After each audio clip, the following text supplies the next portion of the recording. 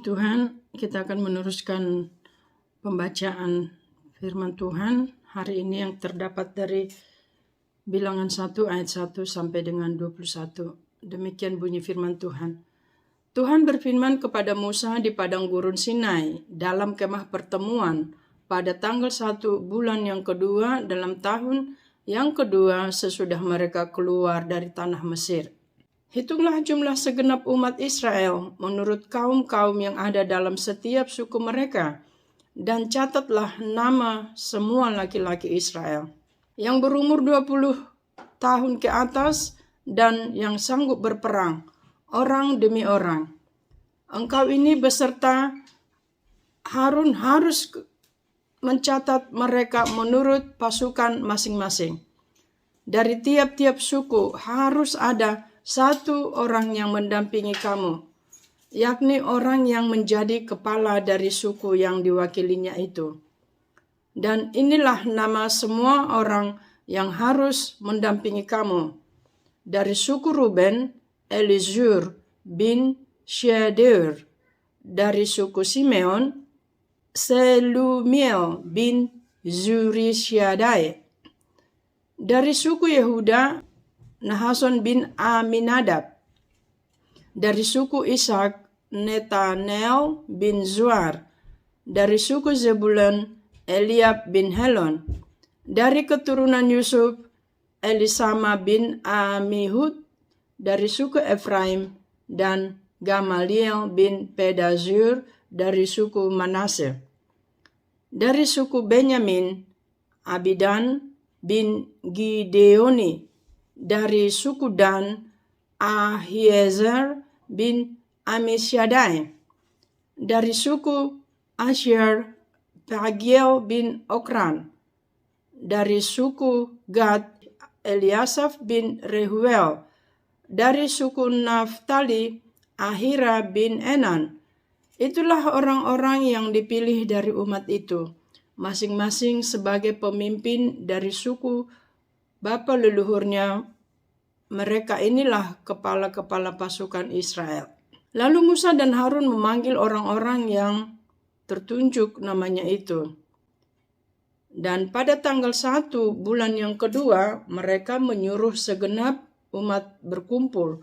Kemudian silsilah orang-orang Israel disusun menurut kaum-kaum yang ada dalam setiap suku mereka. Sedang nama-nama mereka yang berumur 20 tahun ke atas dicatat orang demi orang, seperti yang diperintahkan Tuhan kepada Musa. Demikianlah Musa mencatat mereka di padang gurun Sinai. Ketika silsilah Bani Ruben, yaitu keturunan anak sulung Israel, disusun menurut kaum-kaum yang ada dalam suku mereka, maka dicatatlah nama semua laki-laki yang berumur 20 tahun ke atas, semua orang yang sanggup berperang, orang demi orang. Jumlah yang dicatat dari suku Ruben ada 46.500 orang. Mari kita berdoa. Bapa, terima kasih buat firman-Mu Tuhan. Roh Kudus, ajar kami mengerti. Biar kami memahami Tuhan, apa yang Tuhan mau melalui pembacaan firman-Mu ini Tuhan. Kalau kami sekedar membacanya Tuhan, kami tidak mengerti.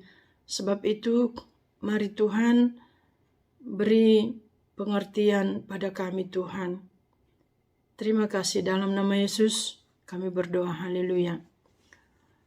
Puji Tuhan, dalam pembacaan ini kalau kita lihat dari awal, dari ayat yang pertama dikatakan Tuhan berfirman, Tuhan berjanji, Tuhan bersabda, Tuhan buka suara, maksudnya Tuhan itu bertitah. Nah, Tuhan berfirman kepada Musa di padang gurun Sinai.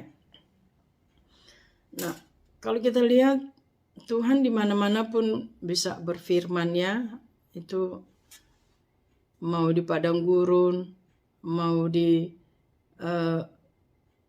tempat yang indah, yang ramai, yang sepi, di mana-mana pun Tuhan itu berfirman. Yang penting di sini adalah kepekaan dan ketaatan kepada yang berfirman, itu kepada Tuhan kita sendiri. Nah, ternyata dari pembicaraan ini Tuhan sendiri yang menyuruh Musa dan Harun untuk memilih satu dari setiap ke-12 suku Israel. Tidak perlu banyak-banyak. Satu mewakili setiap suku. Nah, di sini Tuhan melihat bahwasanya kita nggak bisa berjalan sendiri. Kita tidak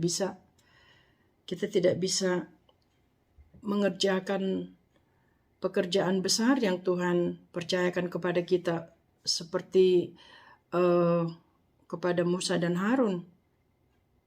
Mereka tidak bisa mengerjakannya hanya berdua, tapi Tuhan suruh pilih satu dari setiap suku.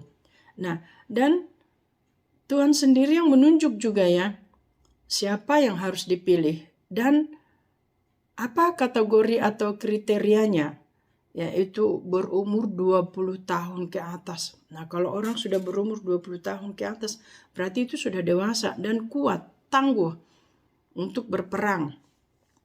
Nah, dalam kehidupan kita menghadapi peperangan setiap hari. Tapi jangan takut, Tuhan yang lebih tahu bahwa kita tidak bisa sendirian. Maka Tuhan kirimkan komunitas kita. Tuhan kirimkan orang-orang yang tahu berperang ya. Berperang itu, peperangan kita adalah peperangan rohani, bukan melawan darah dan daging, tetapi melawan roh-roh dan penguasa-penguasa di udara. Nah, Tuhan yang berjanji, Dia juga yang menggenapi. Tuhan kita adalah Tuhan penggenap janji, tidak pernah ingkar janjinya. Dia yang memilih siapa untuk menolong kita, untuk berperang bersama-sama dengan kita dalam pelayanan atau mungkin dalam kehidupan kita sehari-hari pun. Nah, jadi pesan baik buat kita semua hari ini, jangan takut, Tuhan yang lebih tahu bahwasanya kita tidak bisa berjuang atau berperang sendirian, dan Tuhan yang mengirimkan, dan Tuhan minta kita juga supaya kita kuat dalam peperangan hidup kita ini sampai Tuhan datang menjemput kita kembali. Puji Tuhan, mari kita berdoa.